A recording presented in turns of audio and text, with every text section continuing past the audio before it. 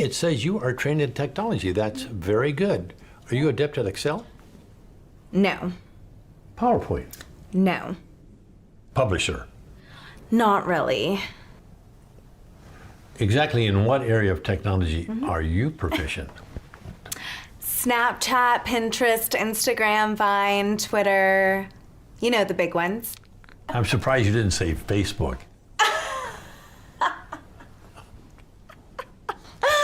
That's for old people, like my parents.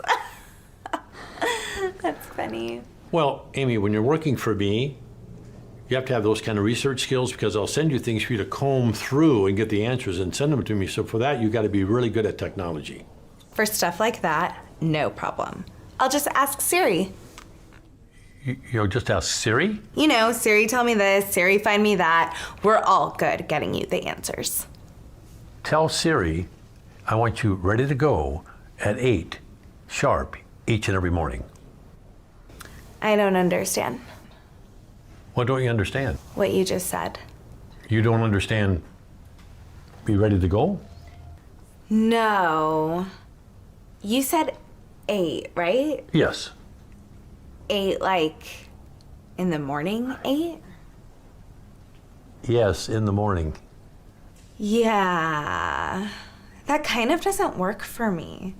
Who gets up at 8? I do. I Skype with my French boyfriend in Paris until like 3 in the morning. I don't even get to Starbucks until like 10, where I order my grande chai tea latte, 3 pump skim milk, light water, 2% foam, extra hot but not too hot. So if it's okay, I work best in the morning at 10:45. Wow. Amy, I don't think we're going to be a good fit.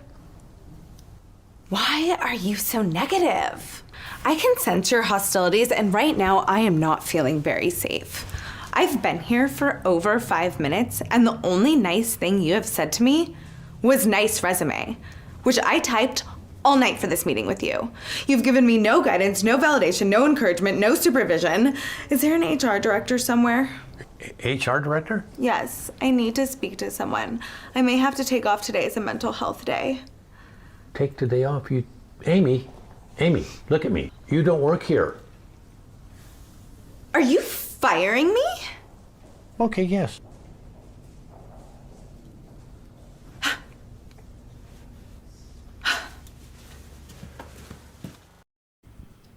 Alors bonjour à tous, je vous remercie d'être venus ce soir donc, pour notre conférence sur les millennials, donc constats et enjeux managériaux.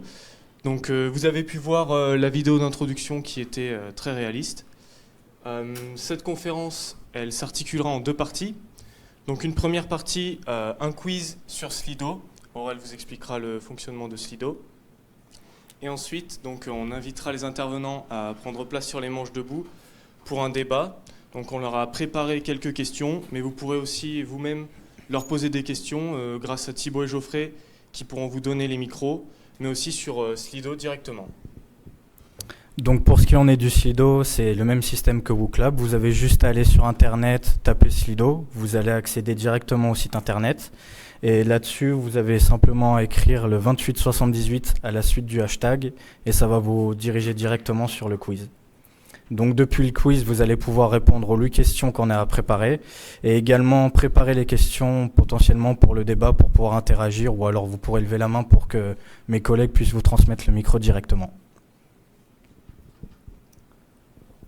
On va vous laisser quelques instants le temps que vous puissiez vous inscrire.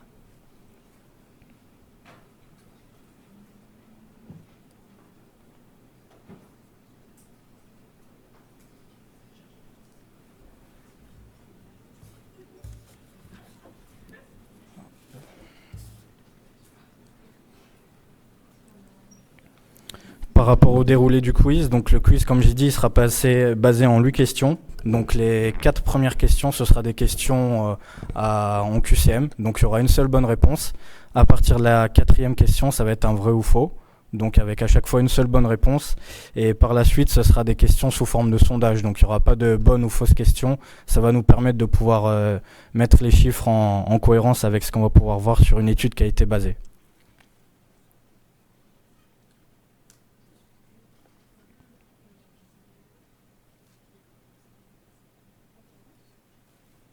C'est bon, tous ceux qui voulaient s'inscrire sont prêts? 22. Alors donc première question, qui sont les millennials? Donc faites attention, on vous a glissé un piège.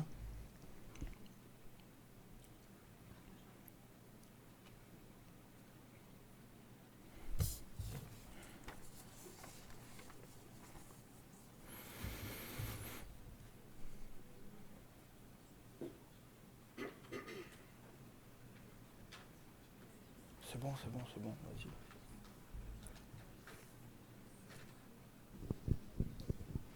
Alors donc la majorité d'entre vous ont trouvé une bonne réponse. Quelques personnes sont tombées dans le piège malheureusement. Ce n'est pas les jeunes de l'an 2000. Donc les millennials, aussi appelés génération Y, ce sont toutes les personnes nées entre 1981 et 1996. Donc ils suivent la génération X et précèdent la génération Z. Ils ont atteint la majorité au début des années 2000 et ont pour emblème notamment Mark Zuckerberg, le créateur de Facebook. Le CBRE, donc c'est un conseil en immobilier à Los Angeles, a fait une étude sur les millennials par rapport à leur avis sur le travail. Donc la suite des questions sera basée sur cette étude, mais mise à l'échelle de la France. Donc deuxième question, selon cette étude, les millennials représenteront quelle proportion de la population active mondiale en 2020 ?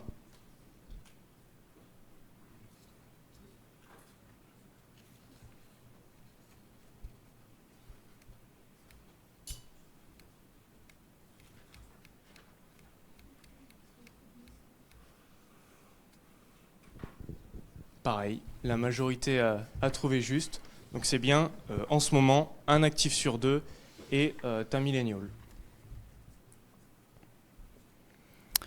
Pour la troisième question, donc combien d'entre eux envisagent des concessions pour un meilleur environnement au travail? Donc vous avez une quinzaine de secondes.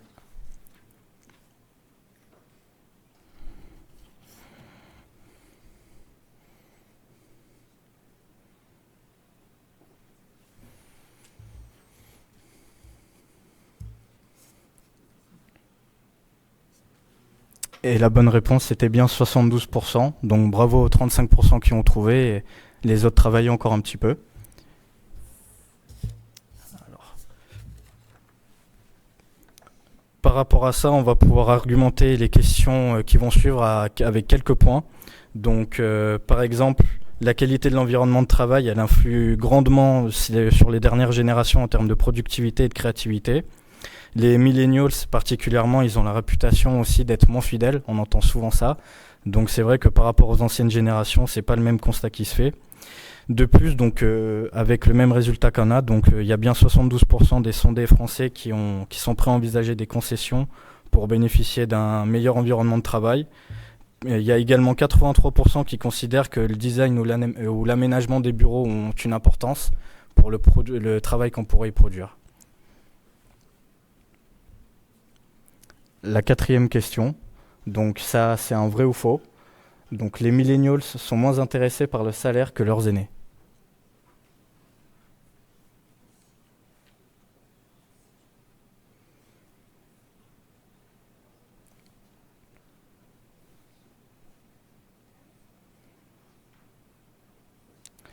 On a une majorité de faux, mais bon, ça reste assez serré, donc vous n'êtes pas tous d'accord visiblement.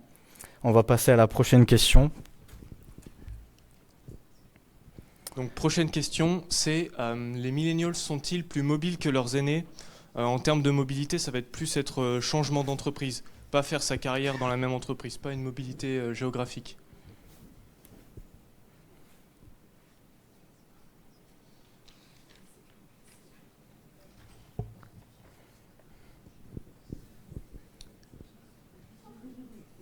Bon, donc vous avez raison, 22% des millennials des moins de 30 ans, estiment qu'il ne faut pas s'attarder plus de 3 ans chez le même employeur, contre seulement 8% des 40-49 ans.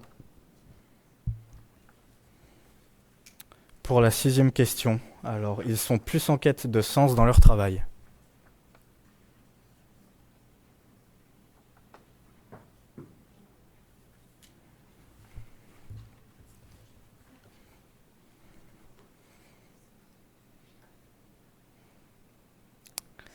Bon, et alors là, le résultat est flagrant, donc vous êtes tous trompés. Donc c'est pas grave, on va expliquer pourquoi. Donc d'après l'étude qui a été faite, donc le sens au travail pour les millennials c'est essentiel, mais par rapport à ça, il faut attester que la grande majorité, soit 95%, considère qu'il est aussi très important de réaliser quelque chose d'utile. Donc le même résultat à un point près est observé pour les plus de 40 ans. Les femmes sont à 96% partagées à cet avis contre 91% pour les hommes. Donc là maintenant, c'est plus les questions, c'est pour notre enquête.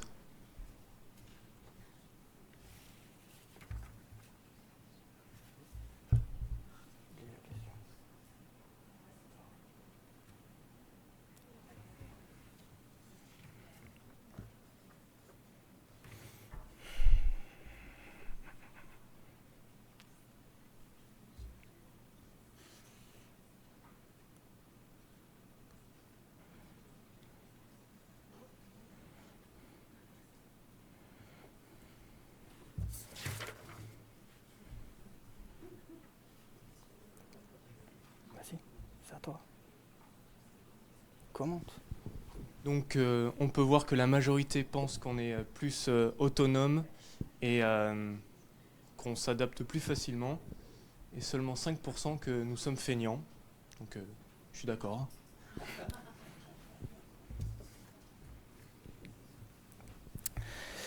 Pour la dernière question du quiz, donc dans quelle tranche d'âge vous situez-vous pour qu'on puisse avoir un aperçu de ça?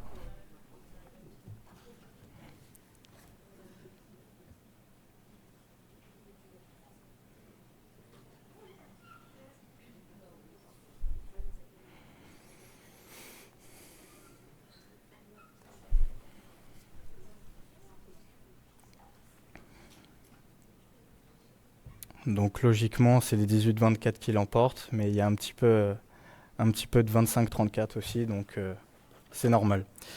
Donc le quiz est terminé, on va passer à la suite. Donc je vais me permettre d'introduire nos trois intervenants qui ont eu la gentillesse de vouloir venir. Donc il y a Monsieur Michel Chaise qui a accepté de venir, je vous en prie, installez-vous.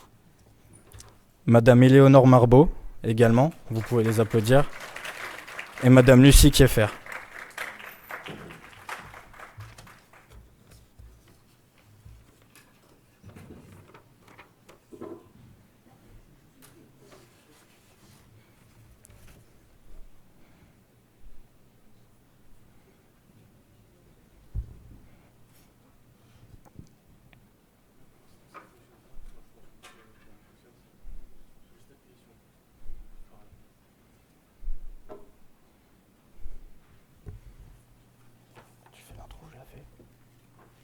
Je fais.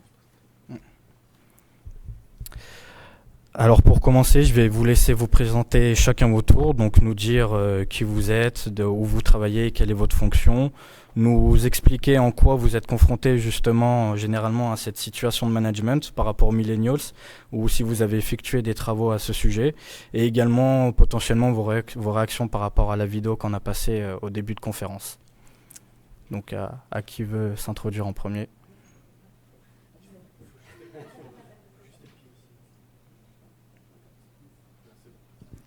Oui, donc bonjour à tous, Michel Chaise, donc je représente le groupe La Poste. J'occupe la fonction de responsable développement RH, plus particulièrement donc sur la formation et l'alternance au niveau de la direction exécutive Auvergne-Rhône-Alpes, donc les 12 départements de notre nouvelle grande région. Et donc moi, ce sujet me tient à cœur, puisque dans le cadre de mes fonctions, j'ai la chance d'accueillir chaque année près de 200 alternants, donc qui sont forcément des millénials. Voilà, et de les accueillir et puis de les intégrer, puisque l'alternance pour nous est la voie privilégiée pour nos recrutements en CDI. Donc l'objectif, c'est de les intégrer et de les fidéliser. Vaste programme par rapport à ce qu'on a pu voir dans le sondage précédemment ou même la vidéo, donc pas toujours simple, je dirais, de former pour intégrer durablement dans l'entreprise. Et je dirais, on est confronté aussi avec des gens comme moi, donc plus de 55 ans, avec d'autres valeurs. Et on pense, moi personnellement, j'ai fait toute ma carrière à la Poste, et j'ai bien conscience que c'est quelque chose qui ne se fait plus maintenant. Voilà, donc content d'être parmi vous pour cette soirée. Donc moi, Éléonore Marbeau, je vous connais un tout petit peu pour avoir eu la chance de vous avoir en RH, une partie de la RH. Pourquoi je suis là ce soir? Parce que ma spécialité, j'ai commencé une thèse sur la gestion des seniors. J'avais 20 ans à l'époque et j'étudiais les plus de 45 ans. Aujourd'hui, j'en ai 45 et j'étudie les moins de 45 ans. J'étudie toujours le groupe opposé, j'ai envie de dire.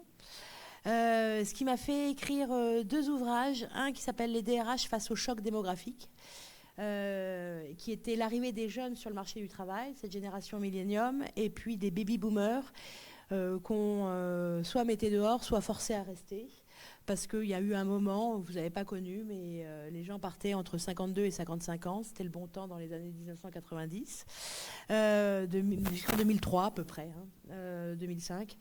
Donc ça, c'était un premier ouvrage, puis un deuxième en 2013, où avec une sociologue suisse, on s'est interrogé sur les âges existent-ils finalement, parce qu'on entend beaucoup de choses, et moi je suis là juste en experte, parce que je suis confrontée à votre jeunesse tous les jours, qui m'émerveille tous les jours, mais pour moi elle est différente aussi, elle est catégorielle. Et l'âge n'est pas une catégorie pour moi. Et donc, pendant 2 ans, on a écrit cet ouvrage entre 2011 et 2013. On s'est penché sur la question, finalement, est-ce que vraiment on peut qualifier la génération de millénium? Est-ce que les baby boomers, ça existe vraiment?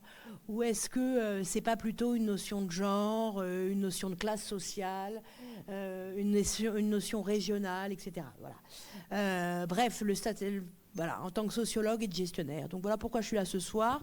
J'ai envie de dire, moi j'aurais envie d'avoir plutôt un côté questionnant, éclairant sur ce qui peut se dire en confrontation à la réalité vécue par mes 2 homologues. Oui, bonjour à tous. Lucie Kieffer, donc je suis avocat au barreau de Clermont-Ferrand. Je travaille au sein du cabinet Fidal, qui est, je crois, le plus gros cabinet d'affaires français. Et donc je travaille au département droit social. Donc l'essentiel la totalité de mon activité est consacrée aux relations employeurs-salariés, et je n'interviens que pour défendre les employeurs. Défendre et accompagner. Donc défendre lors des contentieux et les accompagner au quotidien pour leurs questions de gestion. Et puis aussi, l'avocat, il est un peu psychologue au quotidien du chef d'entreprise, du DRH, qui lui fait part de ses difficultés. Et je voudrais partager avec vous les ressentis de mes clients, qui sont soit effectivement des baby-boomers, soit des générations X comme moi, et qui généralement se trouvent un peu désarçonnés par certaines nouvelles recrues, certains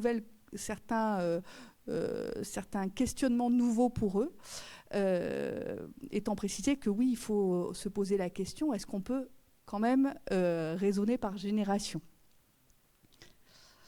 Donc voilà pour notre présentation. Mais je vous remercie. Donc, je vais vous rappeler que vous pouvez toujours poser des questions sur le Slido. On les posera ensuite aux intervenants. Et donc, nous, on va commencer par la première question, donc, qui est, d'après vous, en quoi les millennials sont-ils différents de leurs aînés, notamment avec leur rapport au travail ?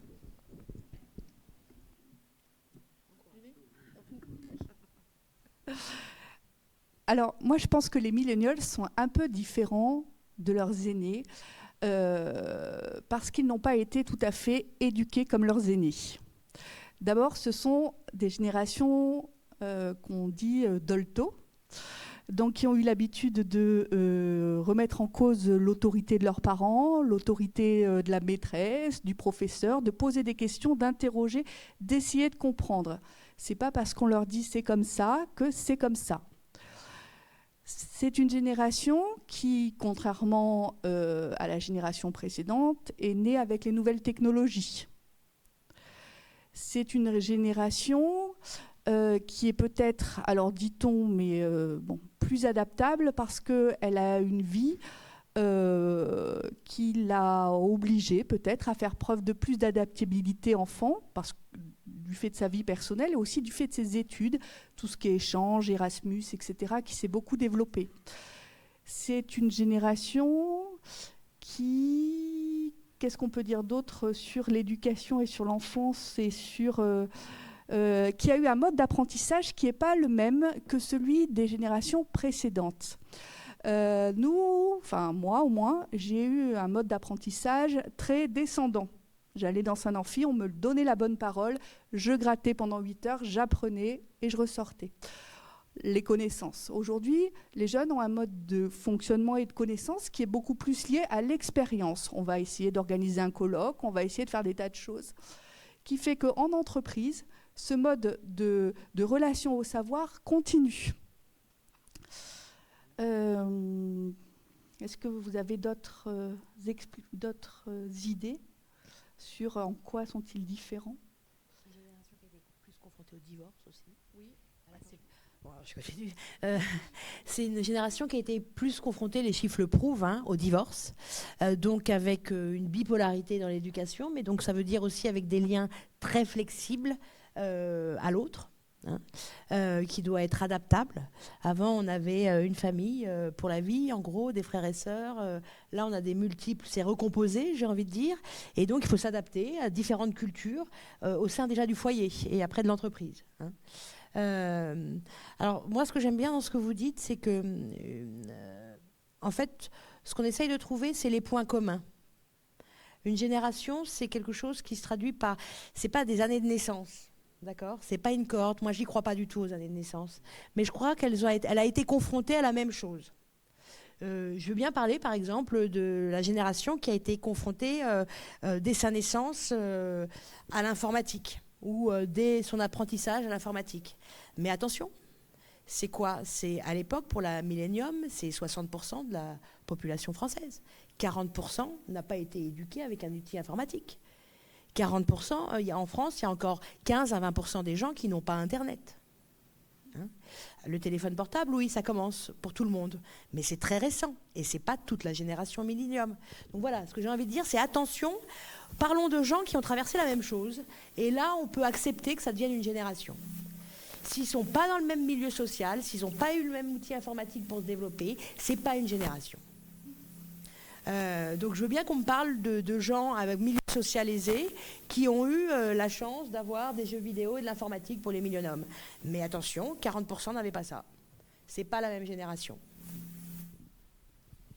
Moi, je voudrais juste compléter sur le fait aussi que les entreprises ont évolué. Donc, la stabilité qui pouvait exister dans les années 60 ou les 30 glorieuses dans certaines entreprises, qui étaient en pleine évolution, mais il y avait quand même...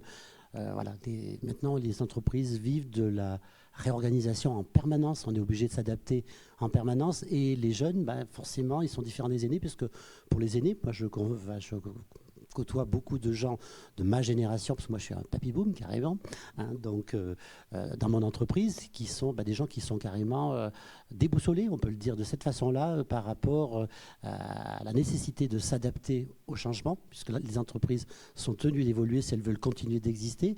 Et on a en face de nous des jeunes pour qui le changement, c'est... ils sont beaucoup plus habitués à changer. Depuis tout petit, comme vous le disiez tout à l'heure, on leur a demandé la couleur du papier peint, ce que ça leur plaît. Voilà, ils étaient habitués à ce qu'on leur demande leur avis, surtout habitués à changer tout le temps.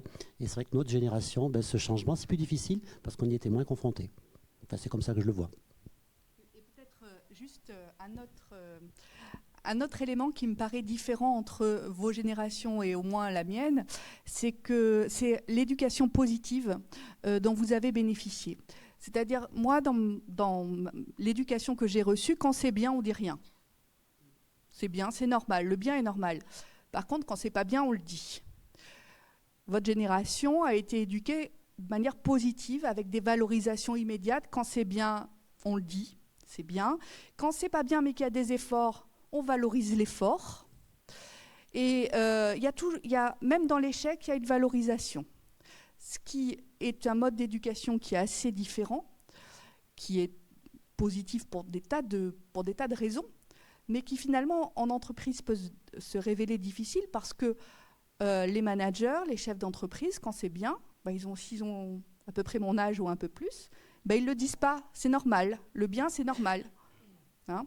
Donc ça, c'est un peu différent. Mais encore une fois, c'est vrai que c'est très difficile de parler de génération parce que vous ne ressemblez pas à un Parisien qui sort d'une grande école très argentée. Vous ne ressemblez pas non plus à quelqu'un qui sort du 93. Vous ne ressemblez pas forcément à tout le monde de la même génération.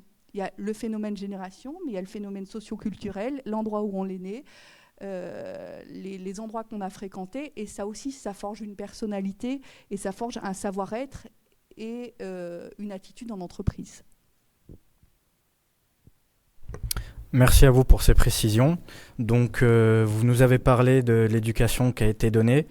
Plus précisément, dans le milieu professionnel, ces confrontations intergénérationnelles, vous pouvez nous expliquer par rapport à vos expériences ou vos travaux, comment elles sont intervenues ? Je dirais voilà, on est confronté, moi tout au moins pour, comme je vous le disais en introduction, accueillir près de 200 alternants chaque année. Le souci, c'est je dirais, de faire un bout de chemin avec eux. Puis quand on se sépare je dirais, d'un jeune, hein, donc issu d'un contrat d'apprentissage, par exemple, donc on a affaire forcément à des jeunes qui ont, maintenant la loi c'est jusqu'à 30 ans, mais jusqu'à une époque très récente, ça s'arrêtait à 26 ans. Donc des jeunes, quand on se sépare d'eux, rupture pendant la période d'essai, l'objectif c'est quand même de comprendre ce qui a pu se passer, et je me rends compte, souvent on va donc incriminer aux jeunes des comportements, ce qu'on a vu dans la vidéo, voilà, un rapport avec la prise de service qui n'est pas la bonne heure, on va dire, voilà. Et on se rend compte que de temps en temps, c'est aussi, je dirais, un accompagnement du papy boom qui était là pour jouer le rôle de tuteur, qui n'a pas joué son rôle, tout simplement parce qu'ils n'ont pas réussi à se comprendre. Donc on retombe bien sur ce que vous disiez, cette notion d'échange et de partage. Voilà, c'est pas qu'une question d'âge, c'est aussi une volonté de se mettre sur la même longueur d'onde, et c'est forcément plus difficile quand on a 55 ans et qu'on encadre un jeune. Je dirais, moi, de temps en temps, un exemple que je peux vous livrer, j'avais intégré sur une de mes classes d'apprentis un jeune, hein, donc issu de quartiers difficiles de la ville de Lyon, donc issu plutôt des gens du voyage, donc voilà, avec la tenue qui allait bien et plein de clichés qu'on pouvait mettre derrière ce jeune. Et qu'on était prêt, forcément, ça ne se passait pas toujours très très bien en entreprise, mais il avait une étincelle, et son tuteur a vu que ce gamin avait quand même quelque chose de différent, et s'est intéressé à lui, et ce jeune, on a réussi à l'intégrer, il a eu son CAP, il a progressé dans l'entreprise, 5 ans après, il est toujours là, hein, donc, et il a progressé puisque maintenant il est responsable d'équipe, et c'était vraiment quelqu'un sur qui on n'aurait pas du tout parié, je dirais, pendant la période d'essai, et on a réussi à l'intégrer par l'intermédiaire de son tuteur, qui était un papy boom et qui s'est intéressé à lui, et vraiment d'essayer de le comprendre, et on a réussi. Donc c'est un exemple isolé, mais si on fait l'effort chacun de notre côté, jeunes et moins jeunes, pour essayer de se comprendre, on peut arriver à faire de belles choses.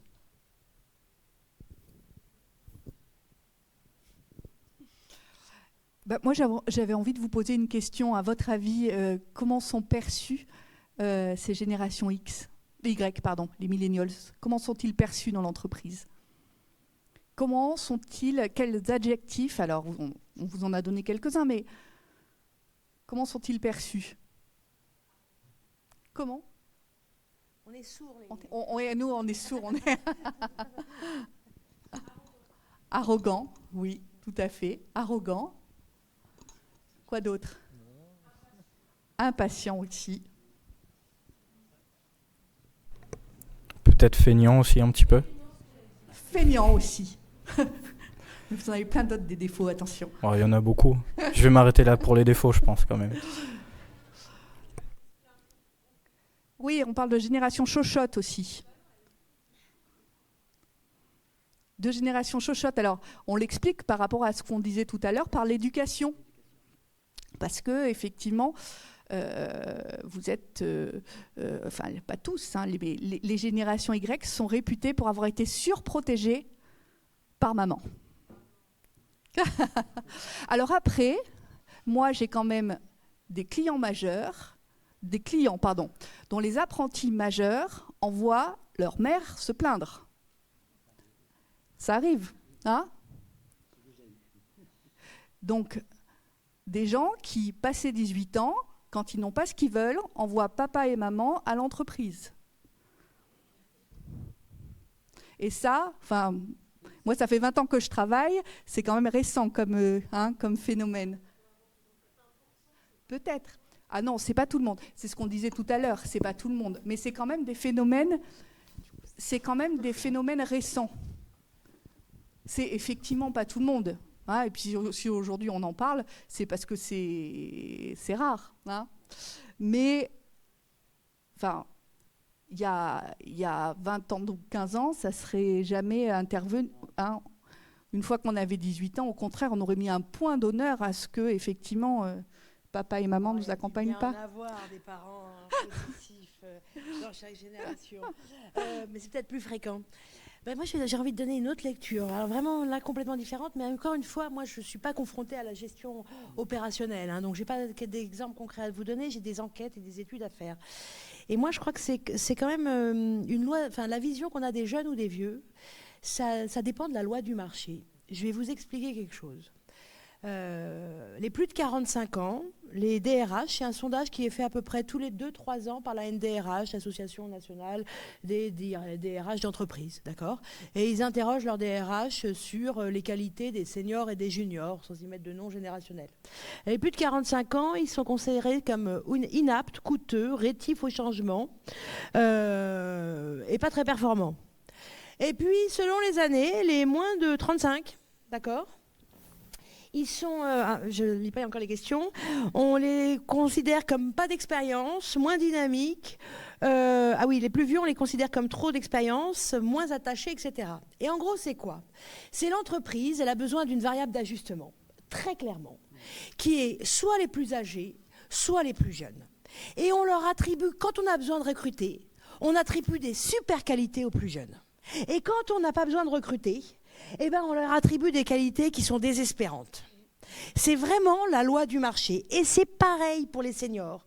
Quand une entreprise a besoin de main-d'œuvre, alors les vieux, je me considère comme une vieille, j'ai plus de 45 ans, expérimentés, riches, plein de connaissances, plein de réseaux relationnels, plein de compétences, plein de cultures. L'entreprise a un coût salarial trop élevé ? Oh bah alors là, ils deviennent inexpérimentés, redoutables au changement, enfin ils n'aiment pas le changement, etc. C'est vraiment la qualité qu'on donne à ces générations dépend du besoin de main-d'œuvre de l'entreprise. Et vous le faites soit au niveau microéconomique, soit au niveau macroéconomique, c'est la même chose. Voilà mon petit regard. C'est vrai qu'on peut vraiment se poser la question si ce concept de génération n'est pas destiné en fait à masquer un défaut de RH. En disant c'est plus facile de dire ils sont tous comme ça, plutôt qu'essayer de gérer une équipe en entier. Et c'est vrai que les stéréotypes, ils existent et il est important de lutter contre. Pourquoi ? Parce que les études montrent aussi que si on dit à un senior vous n'êtes pas adaptable, l'informatique va trop vite pour vous, il va devenir pas adaptable et effectivement l'informatique va aller trop vite. Et on se conforme aussi à l'image que l'on attend de soi. Et c'est très important, mais quel que soit le stéréotype, de lutter contre les stéréotypes en entreprise.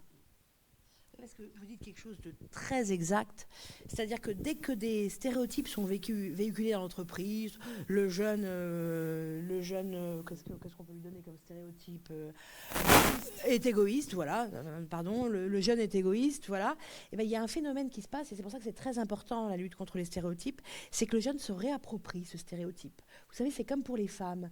La femme ne peut pas accéder au plus haut niveau hiérarchique, 90% des femmes vont penser ça dans l'entreprise à partir du moment où il y a une discrimination dans l'entreprise. C'est ce qu'on appelle la réappropriation du stéréotype. Et donc après, ça se diffuse.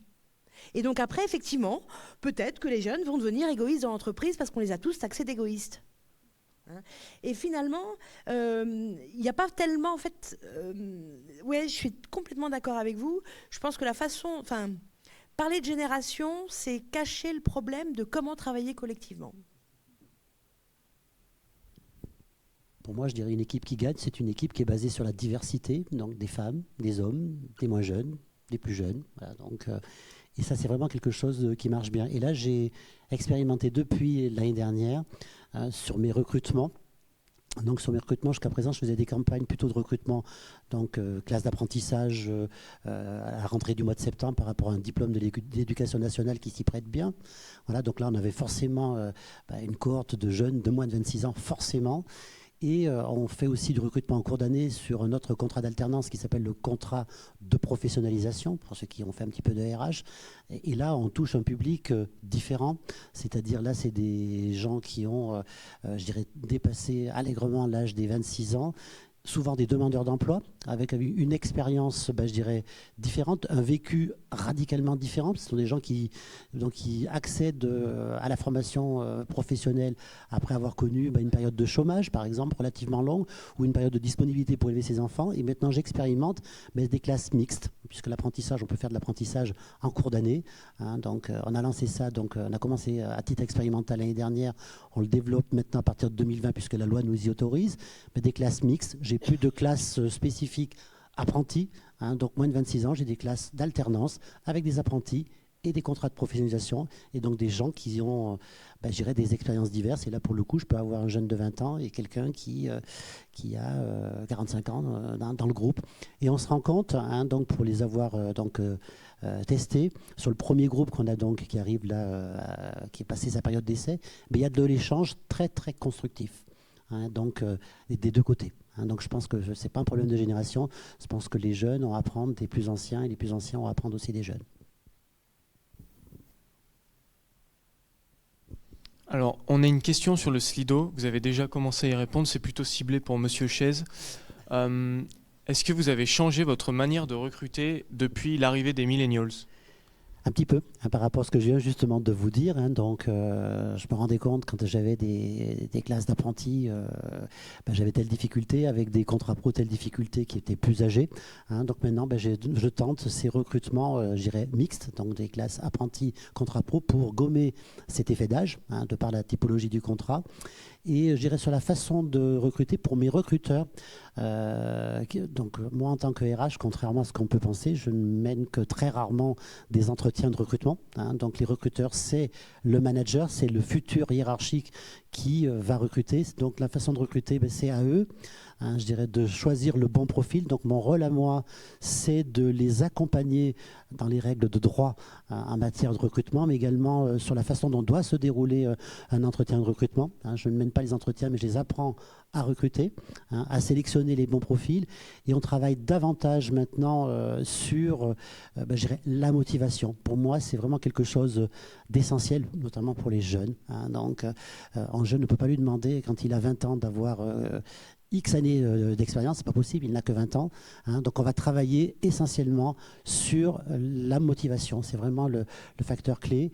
Et je dirais, pour les gens qui ont un petit peu d'expérience, on va travailler bien évidemment sur les expériences transférables, les compétences transférables. Quelqu'un qui a travaillé dans la Limagne auvergnate, en plein cagnat, à faire les maïs l'été, c'est aussi une compétence qui peut être transférable à l'entreprise sur sa capacité à s'adapter et sa capacité à réaliser quelque chose. Donc tout le monde a des compétences, y compris sur des jobs saisonniers. Voilà, donc je travaille beaucoup sur cette notion de compétences transférables et la motivation, et d'accompagner donc les managers sur les recrutements vers la détection de ces compétences-là. Une seconde question un peu plus ciblée pour Madame Kieffer. Donc ça a été posé sur le Slido. Les millennials posent-ils davantage de problèmes juridiques aux entreprises ? Vous pouvez nous dire quoi par rapport à ça ? Alors, les millennials connaissent mieux leurs droits. Donc, informatique aidant, Internet aidant, effectivement, face à une question, est-ce que je peux prendre mes congés ? Leur première réflexion, c'est d'aller voir sur Google quels sont leurs droits. Donc, ils connaissent mieux leurs droits. Après, en soi, ils ne posent pas plus de problèmes juridiques. Ils sont moins fidèles à l'entreprise. Alors, je crois que les millennials aujourd'hui représentent une dizaine de % des emplois. Ils représentent 25% des ruptures conventionnelles. Donc quand ça ne va pas, il n'y a pas trop de difficultés pour ce qu'il change d'entreprise, qu'il fasse le constat de dire bah, là je ne me plais pas, là visiblement ça ne marche pas, donc on s'en va. Moi, ce que je constate, et là où je suis le plus interrogée, c'est, j'allais dire, c'est des conflits intergénérationnels, des conflits de valeurs et de l'incompréhension. Et quand ça s'installe, effectivement, quand cette incompréhension s'installe, oui, on rentre dans des difficultés et j'allais dire dans des risques psychosociaux avec des salariés qui sont soit qui sont mal finalement dans leur poste, parce qu'ils sont incompris, parce que leurs attentes ne sont pas satisfaites, parce qu'ils sont ostracisés. Et c'est là que le problème juridique survient. C'est vrai que moi, je suis parfois interrogée sur du disciplinaire, alors que finalement, c'est qu'une incompréhension. Un jeune qui remet sans arrêt en cause les consignes de travail qui lui sont données, c'est pas forcément de l'insubordination. À un moment, il faut l'admettre. Hein. Il faut que chacun arrive à faire un pas vers l'autre. Mais en soi, pas vraiment plus de problèmes juridiques, j'allais dire plus de problèmes RH. Et un problème RH non traité devient un problème juridique, par contre. Ça, c'est la suite. Pour continuer, on peut rassembler deux questions qui ont été posées et qui se rejoignent. Donc, il y a quelqu'un qui dit que les millennials sont créatifs, responsables et autonomes. Et on peut combiner ça avec l'autre question qui est quels sont les points positifs des millennials? Parce que je suis sûr qu'il y en a, donc on peut en parler un petit peu peut-être.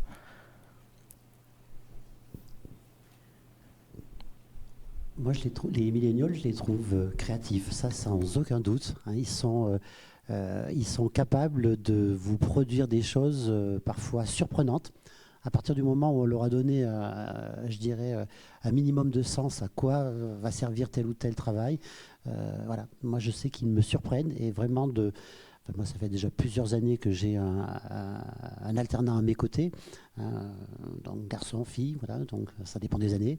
Et je les trouve vraiment surprenants dans la production de ce qu'ils peuvent faire. Alors en termes, je dirais, d'autonomie, l'autonomie, ils la revendiquent, hein, donc elle s'acquiert, mais elle s'acquiert à travers une relation de confiance. Et moi, je dirais, dans un duo apprenti-tuteur, hein, donc apprenti-maître d'apprentissage, je préfère la notion de tuteur que de maître d'apprentissage, qui fait un peu scolaire à mon sens, hein, je dirais, il y a une relation qui, pour moi, est essentielle, qui est basée sur la confiance.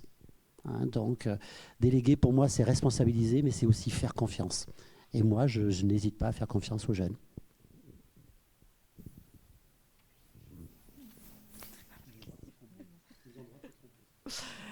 Alors oui, moi je rejoins Monsieur Chaise. Effectivement, il y a un besoin d'autonomie qui est même un peu trop rapide en fait. On se rend compte, l'autonomie, ça se gagne et ça se base sur une confiance qui se mérite. Donc on a parfois des incompréhensions de chefs d'entreprise qui me disent mais il est là depuis 6 mois, il veut déjà une augmentation. Et non, stop, il faut lui expliquer, mais ce qu'il veut vous dire, c'est qu'il y croit, il veut progresser, il veut des challenges, il veut une vision claire de ce qu'il va faire. Moi, ce que je trouve le plus positif dans l'apport de ces nouvelles générations, mais parce que c'est moi qui perçois, c'est très personnel, c'est ce besoin de transparence. Donc moi, je trouve ça très positif parce que ça dépoussière un petit peu les relations classiques. Et de remettre en question, alors l'autorité parfois c'est pénible, c'est vrai que ça, du coup on avance moins vite, hein, mais d'un autre côté ça oblige les managers à se reposer la question de leur légitimité et de se dire voilà, je suis là, c'est pourquoi c'est moi qui suis là, quelles sont mes compétences, et à mettre en avant plutôt que le titre, la compétence, ce qu'ils savent faire, et ça dépoussière un peu un certain nombre de mécanismes, et ça je trouve ça plutôt intéressant dans la structuration de l'entreprise. Alors, moi je trouve ce qui a été très intéressant dans ce qui a été dit là dans les deux propos, et ce qu'il faut se rendre compte, c'est qu'à chaque génération dépoussière la plus vieille. Et il faut bien le comprendre. Et qu'en fait, elle la dépoussière avec un idéal démocratique et d'autorité aujourd'hui, d'apprentissage, d'autonomie. Mais quelque part, on était les milléniums de nos prédécesseurs. Et c'est ça qu'il faut arriver à comprendre. Et que, j'ai envie de citer Brassens, quoi. Quand on est con, quoi. Quand on est brillant, on est brillant. Pardon, mais c'est ça. C'est-à-dire que chaque génération bouscule la première, la précédente, avec des outils, parce qu'il y a des outils, des technologies, des idéaux qui changent. Et ça les bouscule. C'est ce qu'on appelle la transmission culturelle, quelque part. Vous voyez ce que je veux dire? Et par contre, pour une fois, je vais encenser l'entreprise, c'est qu'il y a un grand changement dans nos sociétés. C'est que il y a eu une ségrégation spatiale des générations dans notre société. En gros, les moins de 20 ans restent avec les moins de 20 ans. On se rencontre très peu entre les moins de 20 ans et les plus de 80 ou les plus de 60. Avant, il y avait quand même la famille, les lieux associatifs où toutes les générations se rencontraient. Vous allez dans une association, c'est très générationnel aujourd'hui.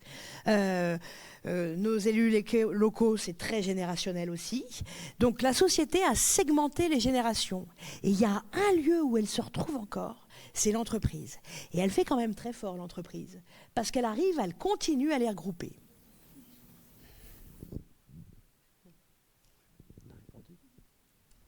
Alors, est-ce que quelqu'un a une question dans la salle? Non. Ben, moi, j'en ai une. Donc, est-ce que vous avez des situations concrètes à nous raconter, vécues avec des millennials, donc soit que vous avez donc vécu ou soit qu'on vous a dit?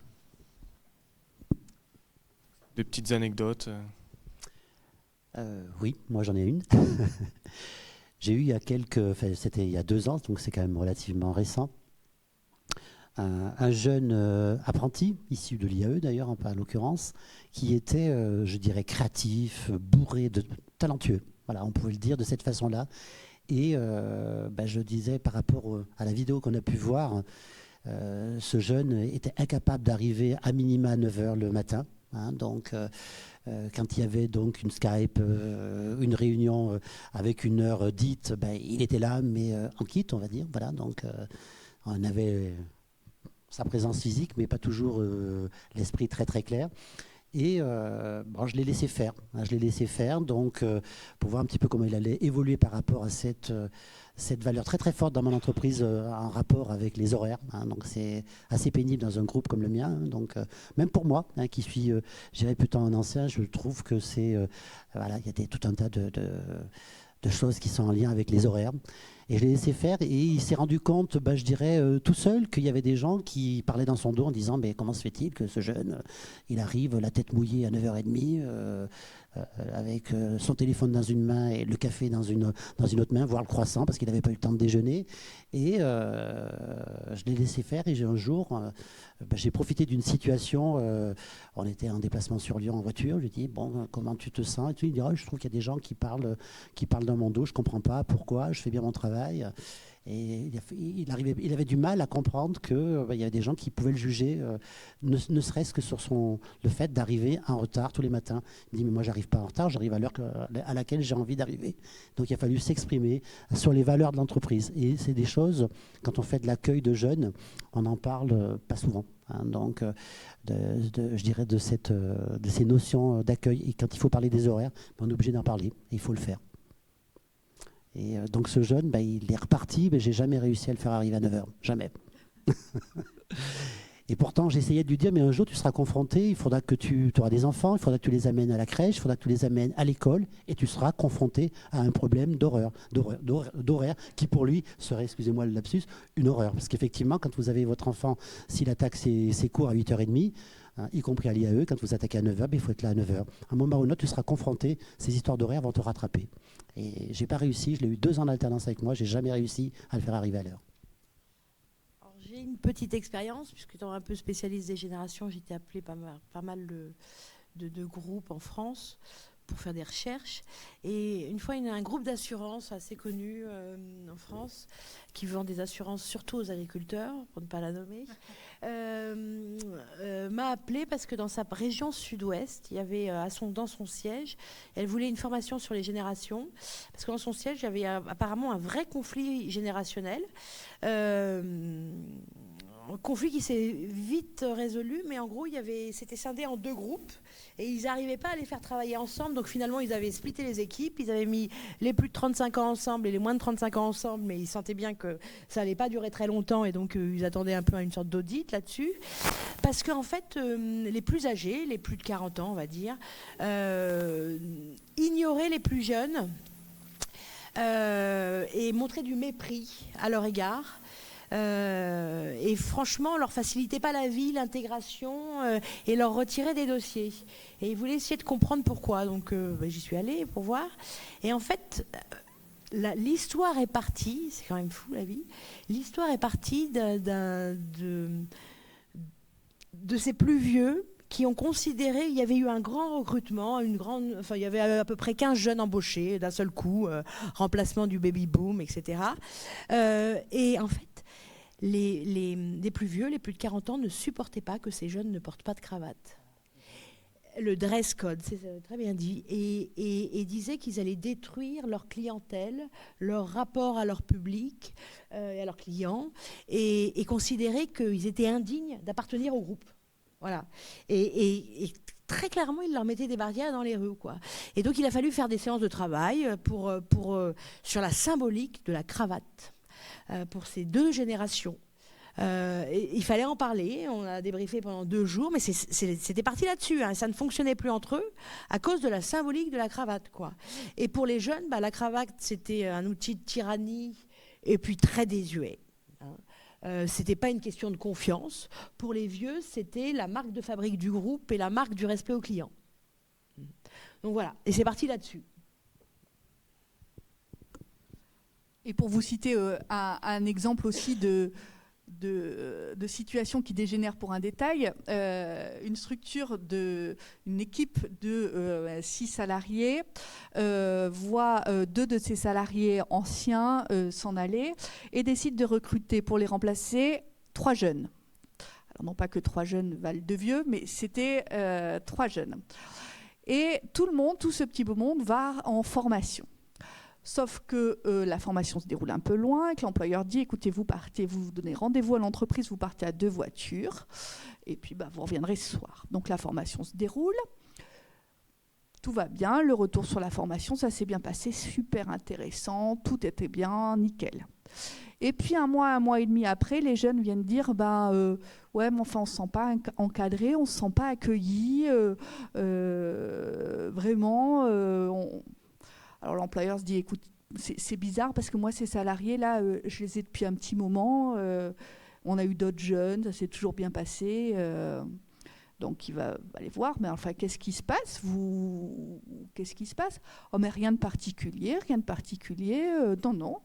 Écoutez, vous les accueillez, vous mangez avec eux. Non, mais c'est eux qui ne veulent pas. Comment ça, ils ne veulent pas ? Vous êtes sûr ? Non, c'est eux qui ne veulent pas. Mais qu'est-ce qui vous fait dire ça ? Le jour où vous nous avez envoyés en formation, ils nous ont dit « on fait une voiture de jeunes ». Et du coup, ça a été tellement violent pour les plus anciens. Ça a été une marque de mépris tellement importante qu'ils ont dit ils ne s'intéressent pas à nous, ils ne veulent pas nous connaître, ils ne veulent pas nous rencontrer. Nous non plus. C'était juste pour une question de 4 heures aller, 4 heures retour. En fait, je pense que les jeunes recrues n'avaient pas du tout cette réflexion-là. Ils avaient le même âge, le même centre d'intérêt, ce qui n'était pas le cas de ceux qui étaient présents dans l'entreprise depuis plus longtemps qu'eux. Et l'immédiateté de la situation, ils se sont dit, oui, ça sera plus sympa de faire une voiture avec des gens qui ont les mêmes centres d'intérêt que nous. Et qui écoutent la même musique, mais probablement, c'est pas aller beaucoup plus loin. Et donc là aussi, il a fallu faire un travail avec tout le monde c'est idiot, mais c'est pas idiot, c'est la réalité. Un travail avec tout le monde pour réapprendre à vivre ensemble, réapprendre aussi le savoir-être, le savoir accueillir et le savoir être accueilli, et le savoir s'intégrer dans une équipe.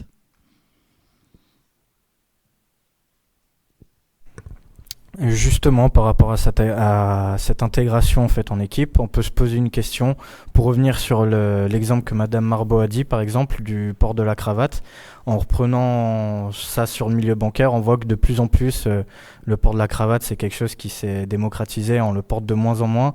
Est-ce que vous trouvez que ces changements qui arrivent petit à petit dans le milieu professionnel, c'est justifié ou justement c'est quelque chose qui est un peu négatif de par l'arrivée des millennials dans le milieu professionnel? Alors, la cravate ou ces symboles-là, il faut comprendre que c'est des artefacts. C'est-à-dire, c'est des éléments culturels qui traduisent quelque chose d'appartenance à un groupe social. Je dirais pas générationnel parce que j'ai du mal, mais à un groupe social. La cravate, il se trouve que ça a été le symbole du cadre pendant des années. La symbolique de la réussite sociale. Et il se trouve que c'est plus du tout ça dans votre génération et qu'il y a d'autres symboliques de réussite. Ce qui n'empêche pas que le téléphone, voilà, le super iPhone, le super Apple, le super tout ce que vous voulez, ou la marque concurrente, etc. Donc moi, j'ai beaucoup de mal.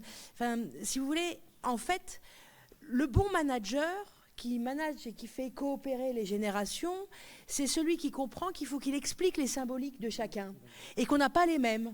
Vous comprenez bien que tout le monde, par exemple, dans ma génération, enfin, à peu près dans ma génération, tout le monde a traversé 68. Mais il y avait deux visions de 68. Et la symbolique de ces deux visions est différente. Et comment on les fait pour le port de la cravate, il s'est enlevé en 68 quelque part. C'était une libération. Pour l'autre vision, c'était vraiment un truc horrible. D'accord ? Vous retrouvez ça dans la nouvelle génération et il semblerait que ça soit les libérateurs de la cravate qui aient gagné dans votre génération. Voilà. Mais c'est juste un symbole. Ça représente quelque chose pour vous et je suis sûre en plus que pour la moitié d'entre vous, enfin, et d'entre nous, c'est un effet de mode et c'est pas un effet de sens. Et c'est au manager, par contre, d'y donner du sens. C'est important de mettre une cravate parce que nos clients, ils aiment la cravate. Ou ça n'a aucune importance parce que nos clients, il y en a qui ont des cravates ou pas des cravates. Vous voyez ce que je veux dire ? L'important, c'est l'adéquation entre le client et le salarié, me semble-t-il. Et tout voir comme un artefact. Un artefact, c'est un gros mot pour dire... mon port de lionette rouge, il a un sens, une valeur, qui représente quelque chose, qui a un sens pour moi, qui a peut-être un sens pour vous. Est-ce que ça a le même sens ? C'est ça l'important. Oui, ça revient à ce que je vous disais précédemment. Il est important dans l'entreprise je dirais, lorsqu'on accueille un jeune, un millénial, de bien lui expliquer quelles sont les valeurs de l'entreprise et pourquoi il y a ces valeurs. Effectivement, je reviens sur les horaires. Si on ouvre l'agence à 9h, il y a du public qui est là à 9h, donc il faut que les employés soient là à minima à l'ouverture de l'agence. Donc c'est des valeurs, c'est bête à dire, mais il faut le dire. Et sur le port de la cravate, c'est exactement ça. Si c'est nécessaire, il faut l'expliquer. Donc pourquoi dans telle ou telle situation, on aura telle ou telle tenue plutôt que telle autre. Donc bien parler autour des valeurs dans la phase d'intégration d'un nouvel arrivant.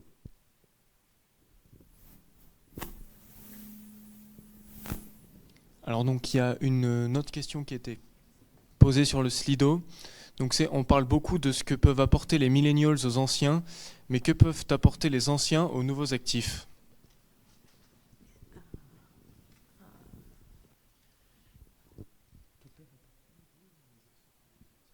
Que peuvent apporter les anciens aux nouveaux actifs ? De la sagesse, du recul sur certaines situations. Donc, puis je pense qu'on a quelque chose à partager. Donc, je dirais, et des explications à donner. Si je prends l'exemple de mon entreprise, donc moi je suis rentré dans cette entreprise dans les années 80 avec un concours de fonctionnaires, donc dans une administration publique qui maintenant est une société anonyme. Donc forcément, en termes d'adaptation au changement, on est passé par différentes phases, entreprise publique, société anonyme maintenant. Voilà, donc plus de 30 ans de recul. Et de temps en temps, on a des jeunes qui nous disent « mais je ne comprends pas pourquoi telle ou telle personne, elle réagit de telle ou telle façon par rapport à telle ou telle annonce ». Parce qu'elle a vécu des choses différentes. Donc, je pense que cette capacité à prendre du recul, donc, avant de prendre telle ou telle décision, donc de la sagesse, c'est comme ça que je le vois. Et de l'expérience. Parce qu'il y a quand même des tas de choses qu'on n'apprend pas dans les livres, qu'on n'acquiert pas par un diplôme. Il y a quand même quelque chose qui est complètement irremplaçable et c'est l'expérience. Et ça, c'est quelque chose que les managers et les chefs d'entreprise ont du mal à voir renié par les plus jeunes générations qui arrivent en entreprise en disant tiens, j'ai ça comme idée, j'ai ça, on va faire ci, on va faire ça. Oui, mais moi, cette entreprise, c'est moi qui l'ai créée. Ça fait 30 ans que je travaille. Et si j'ai décidé que je ferais comme ça, c'est qu'on va faire comme ça. Et cette expérience-là, c'est bien d'avoir des idées, c'est sûr, mais cette expérience-là, cette légitimité-là, c'est quelque chose qui est irremplaçable et qu'effectivement, il faut accepter de recevoir et même il faut l'attraper comme une éponge, quoi, s'en imprégner et se dire ce que j'apprends là dans l'entreprise, en termes techniques, mais en termes de savoir-être, en termes de relations clients, en termes... Ça, je l'ai peut-être appris en fac, mais ce que j'ai en pratique, ce que j'apprends aujourd'hui, ça n'a pas de prix. Et ça, il n'y a que les anciens qui peuvent me l'apprendre. Je vais me permettre de rebondir sur la question. En parlant du tutorat ou du mentorat, très souvent, les entreprises mettent un mentor pour accueillir les plus jeunes. Et en fait, on a fait de nombreuses expériences. Moi, j'en ai participé à une au sein du CNAM. Ça marche quand on est dans le co-apprentissage. C'est-à-dire qu'on ne dit pas « toi, tu es le tuteur du plus jeune », mais quand les deux sont le tuteur l'un de l'autre. Et généralement, il faut vraiment que ça soit dans les deux sens. Le plus jeune apprend... tout ce qu'elle nous a dit, là, les hashtags, je sais pas quoi, enfin, Snapchat, etc., d'accord, voilà. Tout ce que la jeune disait, là, toute la liste qui m'a effarée en me disant, je suis quand même d'une génération autre. Et le plus vieux apprend la façon de s'adapter à ces changements réitérés dans l'entreprise. On s'aperçoit que quand l'entreprise se réorganise, s'il n'y a pas de plus vieux, le changement ne marche pas. Parce qu'ils ont tellement vécu les changements qu'ils ont une adaptation culturelle extraordinaire et ils arrivent à les intégrer beaucoup plus vite et ils permettent de les transmettre aux plus jeunes. Donc en fait, il y a un échange et tant que si on pense que c'est du haut vers le bas, du plus âgé vers le plus jeune, on perd 70% de ce que peut être un vrai mentorat, c'est-à-dire quelque chose d'interactif et dans les deux sens. Les deux ont apporté quelque chose. Et généralement, moi, j'ai travaillé avec Essilo où on a monté ça, c'est-à-dire un mentorat où il y avait des objectifs pour le plus ancien. Voilà ce que je peux donner. Voilà ce qui me paraît essentiel de lui donner. Et le plus jeune qui disait, voilà ce qui me paraît essentiel qu'il ait aussi et qu'il comprenne. Voilà. Et je pense que ça, c'est super important. Ce qui me paraît important aussi, c'est la façon dont on l'exprime. Dans ce mentorat, qu'on soit le tuteur ou le tutoré, la façon dont on transmet la connaissance. Il faut faire attention de ne pas la transmettre de manière violente. Il faut faire ci, il faut faire ça, c'est comme ci, c'est comme ça. Parce que c'est pas audible, c'est pas entendable. Donc c'est aussi une façon... Et ça, c'est quelque chose que je vous encouragerais à faire en entreprise. C'est une façon de présenter les choses, dire la même chose, mais pas le dire de la même manière. On peut dire, tiens, je me demande, je suis allée à une formation sur ce logiciel, je me demande finalement en réfléchissant si on n'irait pas peut-être un peu plus vite en faisant comme ça, plutôt que de dire, attends, pourquoi tu fais ça, fais comme ça. Il y a une façon de présenter les choses dans les deux sens, mais qui est très, très importante pour permettre la transmission du savoir. Sur cette notion de transfert d'expérience, il y a quelque chose qui me paraît essentiel sur la partie management, par exemple management des femmes et des hommes dans une entreprise. Comme le disait Madame tout à l'heure, on peut apprendre plein de choses à l'université, donc c'est évident, sur les différents styles de management, comment sortir de son management dominant pour s'adapter à l'autonomie de ses collaborateurs. Ça, c'est des choses qu'on vous apprend à l'université. Et puis quand on est en entreprise, confronté à une équipe, de temps en temps, même si on connaît, on dit il faudrait faire comme ceci, il faudrait faire comme cela, et on fait différemment et être capable capable de, je dirais, les anciens, de leur dire, de leur faire confiance. Ils ont fait des choses et de débriefer. Donc ça revient à ce que vous disiez, leur expliquer, voilà, comment tu as vécu les choses, qu'est-ce que tu en penses, qu'est-ce qui a bien marché, qu'est-ce qui a moins bien marché. Il faut vraiment, je dirais, travailler de cette façon-là pour faire de la co-construction. Donc, et c'est pas simple, mais néanmoins, ça marche et c'est comme ça qu'on y arrive. Moi, j'en suis intimement convaincu. Et je dirais que par rapport à ce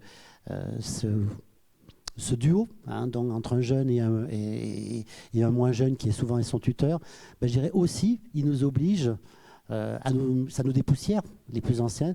Et de temps en temps, je me dis, tiens, si je fais ça comme ça, mais mon apprenti va me dire, mais là que je ne suis pas dans les clous. Donc ça nous oblige aussi de temps en temps à sortir de notre zone de confort, les plus anciens. Et ça fait du bien. Donc moi je le dis, j'en suis convaincu, mes apprentis que j'ai à mes côtés me font sortir de ma zone de confort régulièrement et c'est très bien ainsi. Merci pour vos réponses. On va continuer sur un autre sujet qui revient assez fréquemment pour ce qui en est des millennials, c'est leur fidélité en entreprise. On entend souvent parler du terme de volatilité pour les millennials. Est-ce que vous avez des idées sur comment va être construit le futur en profession, justement pour les fidéliser à l'avenir plus facilement dans une entreprise? Je dirais, on a forcément un retour sur investissement. Quand on recrute un jeune, c'est pas pour qu'il soit parti dans 6 mois. Donc, voilà, tout au moins, dans mon groupe, c'est pas comme ça qu'on le voit. Je dirais pour pouvoir les fidéliser, c'est vraiment dans le cycle de gestion de l'ARH, parce que c'est vraiment de la responsabilité de l'ARH. Il faut leur donner des perspectives d'évolution. Il faut être aussi sensible à l'environnement de travail. Donc voilà, c'est aussi, ça fait partie des éléments de fidélisation. On va travailler aussi, je dirais, sur leur envoyer des signes sur ce qu'ils ont besoin d'avoir. Effectivement, ils veulent avoir en entreprise à minima ce qu'ils ont chez eux. Donc, c'est pas un ordinateur pourri, c'est pas un téléphone qui ressemble à une cabine téléphonique. Enfin voilà, je grossis un petit peu le trait, mais voilà, il faut qu'ils aient à minima ce qu'ils ont eux-mêmes, je dirais, à titre perso, et leur donner des perspectives d'évolution. Alors effectivement, comme vous le disiez tout à l'heure, quelqu'un qui vous demande une augmentation après 6 mois d'ancienneté alors qu'il n'est pas encore complètement aux attendus de son poste, mais c'est des signes. Donc être capable d'interpréter ces signes. Voilà, si rapidement ce jeune qu'on a embauché, on n'est pas capable de le faire évoluer, là aussi il faut se poser la question, quand on a un jeune qui n'est pas à l'attendu de son poste 6 mois après, le tuteur, qu'est-ce qu'il a fait ? Qu'est-ce qu'il a mis en place pour l'accompagner? Parce qu'il pourrait nous poser la question, oui, je ne suis pas à l'attendu, mais toi, en tant que tuteur, qu'est-ce que tu as fait pour m'accompagner sur ma prise de poste? C'est des vraies questions. Donc là, ça nous oblige à nous dépoussiérer aussi en tant que tuteur. Et donc, il faut leur donner, pour moi, des perspectives d'évolution avec des choses très, très concrètes. Et ça ne passe pas que par le salaire.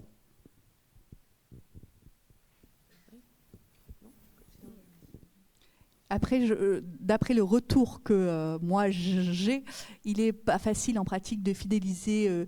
Voilà, il est difficile de fidéliser des générations qui cherchent à engranger des compétences et à engranger des expériences. J'ai parfois, d'après le retour de mes clients, l'impression que c'est plutôt la vie qui va fidéliser les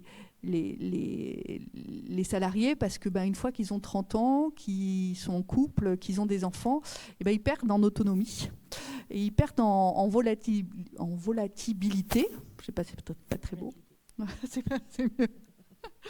Mais oui, la fidélisation est quand même très difficile, surtout qu'il ne faut pas oublier que dans une entreprise, il y a ceux qu'on accueille, mais il y a aussi ceux avec qui on travaille depuis un certain nombre d'années, puisque ceux qui ont 40 ans ou 50 ans ou 60 ans, ça fait 10, 20, parfois 25 ans qu'ils sont là, et qu'il ne faut pas accorder à ces jeunes générations plus qu'on a accordé aux générations précédentes non plus.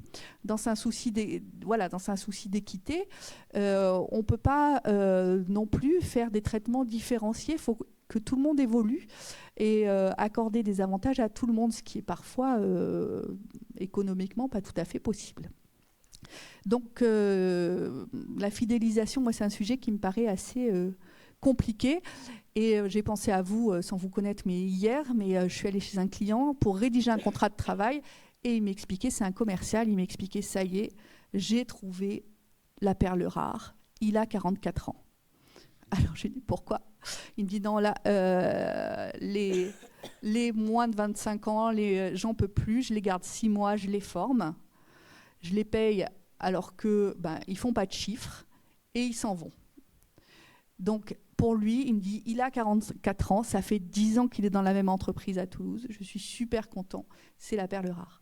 Donc je crois que la fidélisation, c'est un vrai sujet et je ne suis pas sûre que les entreprises soient vraiment armées. C'est difficile. C'est difficile, voilà, c'est difficile de trouver les bons outils. Je vais reprendre un autre point de vue, c'est que, si vous voulez, le discours dominant, c'est plutôt quand même l'employabilité. Rebondissez, soyez employables, allez d'entreprise en entreprise, augmentez vos compétences, vous serez plus vendable, vous coûterez plus cher à l'entreprise, mais donc vous aurez plus de revenus. Et le discours dominant depuis les années 90-2000, via l'employabilité, il ne faut pas se leurrer, c'est soyez infidèles. C'est ça le discours dominant. Et après, on vous reprocherait d'être infidèle, mais vous répondez exactement à la demande d'employabilité des patrons. Donc il y a un moment, pour moi, on est en train de jouer sur les termes. Donc oui, vous êtes infidèle parce que la loi du marché vous y incite. Ce n'est pas des décisions individuelles. Très rarement, si, pour les 10% de hauts cadres. Mais sinon, c'est l'idée de se dire, finalement, dans le milieu bancaire, là, on vient de finir une étude avec un collègue, dans le milieu bancaire, la seule façon d'avoir une augmentation pour les moins de 35 ans, c'est de changer d'entreprise. Vous n'êtes pas infidèle, vous répondez à l'employabilité exigée par le marché. Donc pour moi, là, il y a vraiment erreur sur les concepts. Vous êtes juste employable. Et pourquoi les plus de 45 ans ne le font pas? Parce qu'ils ne sont pas employables sur le marché, parce qu'ils n'augmenteront pas leur salaire, parce qu'ils ne sont pas recrutables. Vous avez raison donc d'en profiter. Vous répondez à la loi économique libérale. Moi, je vois à contrario, c'est vrai, hein, c'est l'exigence d'employabilité qui fait que aujourd'hui vous engrangez des compétences. Après, moi, je vois des discours qui me gênent quand même, où effectivement, les employeurs, la première année, ils hésitent à former. On voit quand même maintenant aussi des... j'allais dire, chat échaudé craint l'eau froide. Une fois qu'un employeur a formé 2 ou 3 jeunes qui sont partis, il a un peu de troisième recrutement, et il va faire un peu attention. Il va moins investir. Et probablement qu'effectivement, c'est pas de la responsabilité des jeunes, c'est probablement la responsabilité de l'entreprise d'abord. Mais et on les comprend aussi. Moi, je comprends les chefs d'entreprise que j'ai qui font des clauses de dédit formation dès qu'ils financent une formation un peu chère, parce qu'ils me disent « mais non, je n'ai pas confiance. Moi, j'ai plus confiance ». C'est un vrai sujet. Non, mais c'est un vrai sujet, mais tout en étant parfaitement conscient que c'est de la responsabilité de l'entreprise. Oui, c'est ça, parce qu'il y a quand même eu une évolution économique majeure, quand même, il faut le comprendre. Le premier emploi stable, il y a 20 ans, c'était 24-25 ans. Aujourd'hui, le CDI, en moyenne, en médiane, on l'obtient à on l'obtient à 29 ans. D'accord? Donc, effectivement, ce que je veux dire, et je ne pense pas que ça soit le jeune qui le demande, c'est que l'entreprise, elle a quelque part focalisé sa flexibilité de la main-d'œuvre sur les plus jeunes et sur les seniors quand elle pouvait faire des mesures d'âge. Elle ne peut plus trop parce que ça coûte cher pour les retraites, donc elle focalise sa flexibilité sur les plus jeunes. Donc, quelque part, vous avez raison d'en profiter et de jouer ce jeu-là. Parce que sinon, alors il y a une autre étude qui est parue, il y a quand même 40% d'écart de salaire entre ma génération qui rentre sur le marché du travail et la vôtre, et pas en votre faveur. C'est-à-dire que les prix du niveau d'embauche ont énormément baissé. Donc on comprend que vous soyez volatile. Ce n'est pas un effet générationnel, c'est un effet économique. Je dirais il y a aussi en matière de fidélisation, il faut aussi tenir compte de certaines filières. Donc, moi, je dirais au sein de mon groupe, on sait très bien que si je veux embaucher, je dirais des têtes pensantes dans la filière de l'organisation et de la logistique, il va falloir que j'y mette le prix. Donc, dans la filière commerciale aussi. Donc c'est dans la gestion prévisionnelle de nos emplois et de nos compétences, j'ai un concept de la RH quand même à la base, c'est aussi de faire comprendre à nos dirigeants qu'on ne va pas pouvoir payer tout le monde au même prix, et que certaines jeunes vont arriver dans notre entreprise pour faire une ligne sur leur CV si on les paye pas au tarif du marché. Et j'en reviens à ce que disait Madame Marbeau, la meilleure façon pour décrocher une augmentation de 5 à 10%, c'est de changer d'entreprise. Et j'en ai conscience. Et pourtant, je suis RH. Et j'en ai tout à fait conscience, effectivement. C'est pas avec notre campagne annuelle de revalorisation dans les entreprises quand on a 3%, on est extrêmement content. Pour certains jeunes, ils savent que quand ils sont issus, par exemple, de la logistique, qu'ils peuvent changer d'entreprise relativement facilement en obtenant 10% d'augmentation. Donc, ils ne se gênent pas pour le faire et ils ont raison. Justement, en fait, si on reste sur ce domaine qui est la RH, par rapport au recrutement, vous avez eu des modifications comparées à avant sur le fonctionnement, vous êtes adapté justement à ces changements? Oui. De par, je dirais, dans mon entreprise, de par son historique, donc on était une administration où forcément tout le monde était embauché en fonction d'un grade avec la même paye et progressait de la même façon. Donc il y a belle lurette que ça ne se fait plus comme ça. Maintenant, c'est aussi de différencier que, je dirais, à l'embauche, oui, sur un bac plus 5, puisque là on est à l'IAE, je ne vais pas payer un master 2 en RH de la même façon qu'un master 2 en logistique, par exemple. Donc on a des grilles qui sont différenciées, des fourchettes qui sont bien différenciées et donc mettre en main des managers, je dirais, qui s'approprient bien ces différentes fourchettes, parce que là effectivement il y a des marges de négociation qui se font dès l'embauche.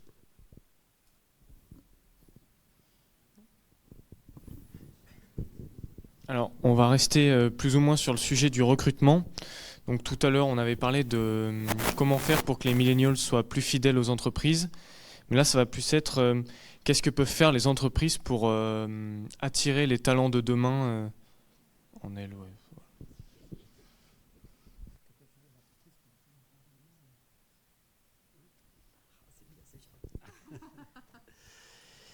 Il faut qu'ils soient capables de se remettre en question, d'être bien évidemment présent sur le net, ça c'est un minimum, c'est pas vous que je vais l'apprendre, mais d'être présent là où ils sont.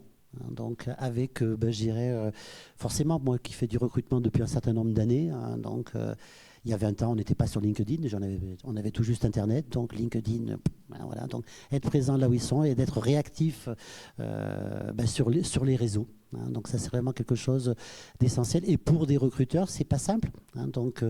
Pour les recruteurs de ma génération, c'est absolument, je dirais pas ça nécessite vraiment une remise en question permanente. Mais je dirais, il faut être présent là où vous êtes, et faire l'effort de vous comprendre. Il y a un truc qui marche bien quand même en entreprise, c'est quand on valorise la coopération. C'est pas le modèle dominant, c'est compliqué.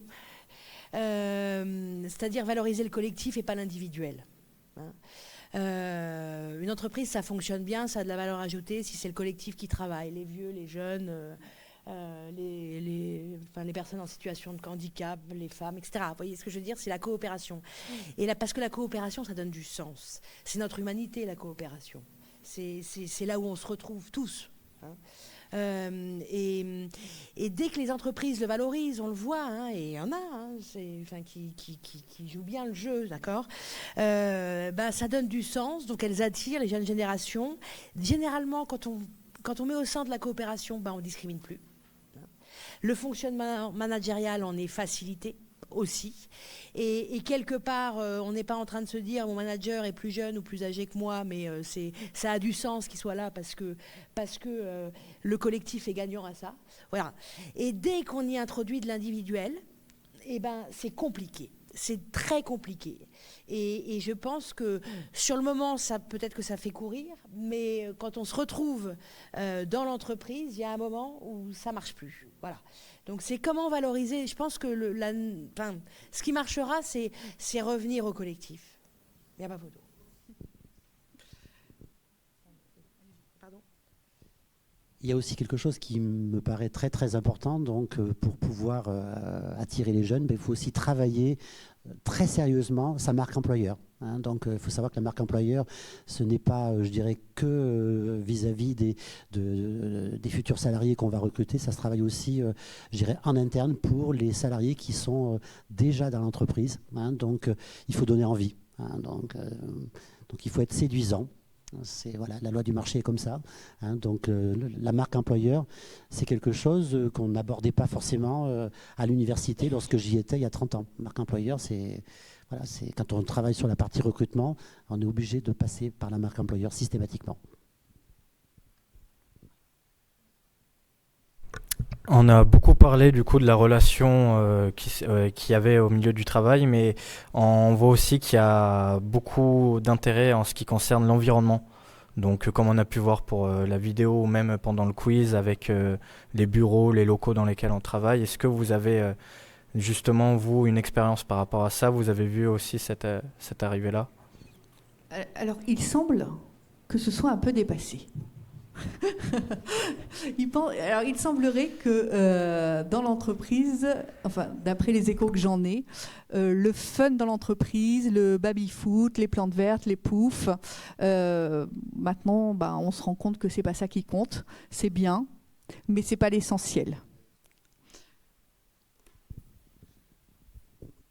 Je dirais aussi, il faut être capable par rapport à la vie qu'on mène dans notre quotidien, de sortir aussi des sentiers battus. Et je crois beaucoup, moi, donc, à l'avenir, je dirais, du télétravail, hein, du home office, comme certains peuvent dire. Hein. Donc, le télétravail, ça fait vraiment partie aussi de nos nouveaux modes d'organisation. Et je me rends compte, effectivement, les jeunes, ils sont extrêmement sensibles. De pouvoir rester à travailler à son domicile parce que ce jour-là, le tunnel de Fourvière est fermé et que c'est vite une catastrophe à Lyon lorsque le tunnel est fermé dans un sens. Hein. Voilà, donc les gens, ils n'hésitent pas, le jeune, il n'hésitera pas à faire demi-tour et retourner chez lui pour travailler. C'est quelque chose qui était inconcevable de ma génération. Mais vraiment inconcevable. On l'a vu aussi par rapport, tous les événements du mois de décembre en lien avec les conflits. Il faut être adaptable, hein, donc, et sortir un petit peu de nos modes d'organisation calés où tout le monde vient à la même heure pour travailler tous les jours. Voilà. Donc je pense que la jeune génération est peut-être plus sensible que nous. C'est tout au moins que la mienne. Mais alors on voit bien quand même qu'il y a une tendance de fond. Si je prends le mot environnement, j'ai envie de le traduire là dans ma réponse par équilibre vie privée, vie professionnelle. Et on pourrait dire que vous avez une exigence qui s'est traduite par les lois 2013, je crois, ou 2016, enfin deux lois. Il y a un juriste à côté de moi, dira voilà, où l'entreprise est obligée d'essayer de maintenir un équilibre. Voilà. Mais j'ai envie de dire, ma génération, je m'estime être dans la génération des 35 heures, où c'est une première demande d'équilibre vie privée, vie professionnelle. Vous voyez ce que je veux dire par rapport. Donc j'ai envie de dire que c'est une tendance de fond que chaque génération se réapproprie par rapport au travail et formule différemment. Mais c'est les mêmes. Voilà, c'est des mêmes demandes, c'est d'avoir un équilibre par rapport vie privée, vie professionnelle. C'est ça. Mais chaque génération a eu sa demande. Et regardez, depuis le 19e siècle, on est parti de 52 heures de travail par semaine. Bon, on remonte un peu là en ce moment. Mais dans la tendance, de fond, ça a baissé. Avec à chaque fois des exigences par génération. Pardon, Est-ce que quelqu'un dans la salle a des questions? Oui, moi j'en ai une.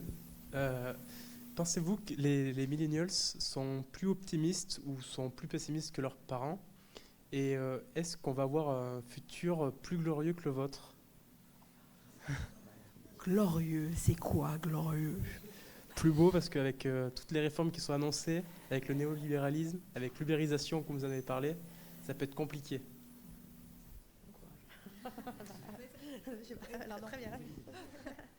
Alors, Après, c'est vrai que vous donnez l'impression quand même d'être plus pessimiste que nous, moi je trouve, à votre âge. Et c'est vrai qu'on se rend compte, on parlait d'employabilité, on se rend compte que on vous dit volatile, on vous dit, mais on se rend compte que votre préoccupation, elle est bien la même que celle les nôtres à votre âge, c'est-à-dire avoir un emploi stable et pouvoir aussi commencer dans la vie avec un salaire décent et c'est vrai que vos préoccupations rejoignent celles de vos parents et peut-être de vos grands-parents, et qu'on vous trouve, moi je trouve, plus anxieux que nous, que vous l'étiez à notre âge, à tort ou à raison, mais plus anxieux. Je trouve aussi que la jeune génération fonctionne beaucoup plus à court terme que nous, parce qu'effectivement, le changement va très vite. Donc, vous ne vous posez pas la question de savoir où vous serez, est-ce que vous serez toujours dans cette entreprise dans 10 ans. Vous fonctionnez vraiment, je dirais, beaucoup plus à court terme. Et lorsque moi je suis rentré sur le marché du travail, donc j'ai eu envie, comme tout le monde, de réussir et ma vie personnelle et réussir ma vie professionnelle. Vous voulez réussir votre vie. C'est une approche qui est vraiment différente, notamment par rapport à l'âge de la retraite, où j'approche quand même de la retraite. Donc, ma génération, on se projette, on dit je ferai ça quand je serai à la retraite. Vous, c'est ce genre de questions, vous ne la posez pas, parce que déjà, on ne sait pas bien à quel âge vous allez partir, déjà pour commencer, donc, et avec quelle somme non plus. Mais c'est des questions que vous ne posez pas de toute façon. Donc, vous les... voilà. Si vous avez besoin de partir en voyage à tel ou tel endroit, vous y allez en disant peut-être que je peux mourir demain, donc je le fais tout de suite. Et ma génération était vraiment différente par rapport à ça. On projetait beaucoup plus, on crantait les choses beaucoup plus loin, beaucoup plus à long terme. Donc je trouve qu'on fonctionnait beaucoup plus à court terme par le fait que je peux mourir demain, donc si j'ai quelque chose à faire, je le fais tout de suite. Moi, j'admire. Moi, je reviendrai sur les conditions. C'est-à-dire que chaque génération, on lui a donné une visibilité. Je sais pas, moi je suis arrivée sur le marché du travail dans les années 95. Ma visibilité, c'est en gros, c'était juste la grande grève de la réforme des retraites.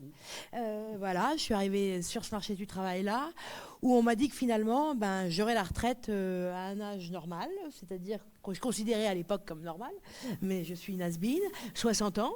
Et voilà, et on me promettait un marché du travail en crise, mais quand même florissant pour certaines catégories socio-professionnelles dont je faisais partie. Et je pense que d'abord, il faut catégoriser en catégories socio-professionnelles. Et j'avais une visibilité parce qu'il y avait des normes sociales et dominantes. J'appartenais à un groupe social, à une catégorie socio-professionnelle, où je savais que je pourrais changer, peut-être d'université, d'entreprise, etc.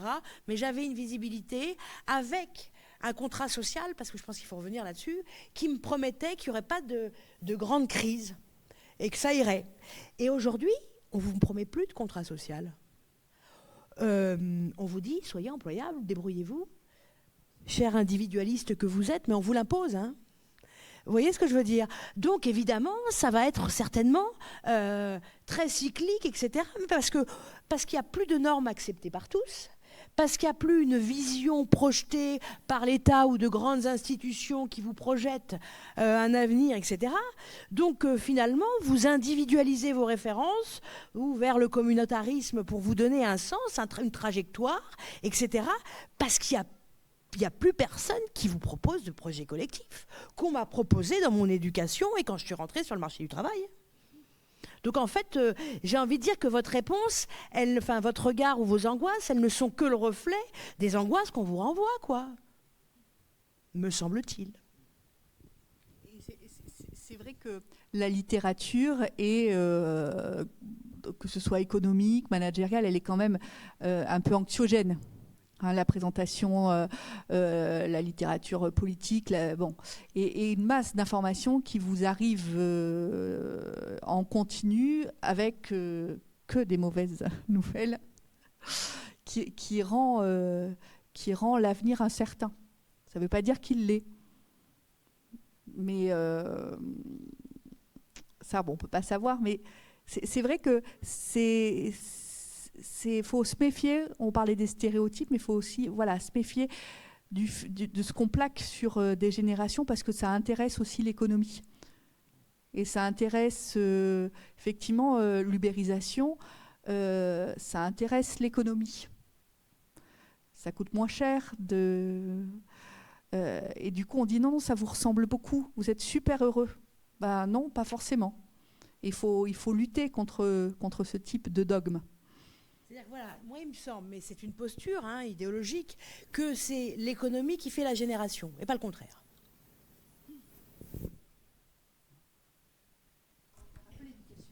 Aussi, mais l'éducation est très conditionnée par l'économie. C'est la sociale. Est-ce qu'il y a d'autres questions? Donc on va finir par notre dernière question. Alors d'ici un mois, la majorité d'entre nous va rentrer en stage. Donc est-ce que vous avez des conseils à nous donner pour l'arrivée en entreprise, pour bien s'intégrer dans l'équipe? Alors moi ce que je vous dirais, c'est qu'on vous dit adaptable. Donc c'est de vous adapter. Et surtout, c'est dans la façon de communiquer, façon de s'exprimer, la façon d'être. Moi, je vois beaucoup de chefs d'entreprise qui sont choqués, mais en fait, c'est la forme qui les choque. Le fond, il est pas... je veux dire, quand un salarié dit « moi, je m'en moque, j'ai pas de billes dans cette boîte », sincèrement, il y en a des tas qui l'ont pensé avant. Sauf qu'il le dit de manière brutale. Donc ça, c'est pas entendable. Mais l'idée, dire « vous pouvez pas me demander le même investissement que le vôtre, vous le comprenez bien », c'est plus entendable. Donc moi, je dirais de l'adaptabilité et toujours se poser la question, est-ce que ce que je dis, c'est entendable pour celui qui l'écoute ?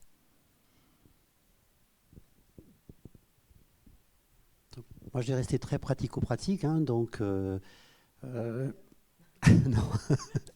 Je dirais pas. Donc vous allez partir en stage, donc vous êtes tous pareils, vous avez tous des CV qui se ressemblent, donc c'est très facile pour faire un beau CV maintenant, c'est pas compliqué du tout, même pour moi j'y arrive. Donc vous avez tous des beaux CV, vous avez tous, je dirais, des cursus équivalents, donc ça va être très très compliqué pour pouvoir se démarquer. Donc pour pouvoir se démarquer, je dirais il faut être professionnel. Donc décrocher un stage, c'est un entretien de recrutement. C'est vraiment comme ça qu'il faut le voir.